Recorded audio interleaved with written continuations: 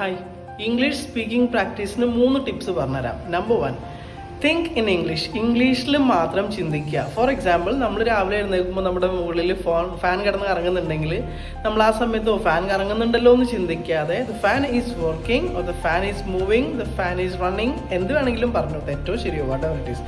പക്ഷേ പറഞ്ഞ് ശീലിക്കുക, അങ്ങനെ ചിന്തിച്ച് ശീലിക്കുക, ഉള്ളിൽ അങ്ങനെയാണ് ചിന്തിക്കുക. സോ അത് ആ ചിന്തിക്കുന്നത് പറയാം. Tip number 2, learn the pronunciation. കാരണം പ്രൊനൗൺസിയേഷൻ കൃത്യമായിട്ട് പഠിച്ചു കഴിഞ്ഞാൽ നമുക്ക് കോൺഫിഡൻസ് ഇൻക്രീസ് ആവും.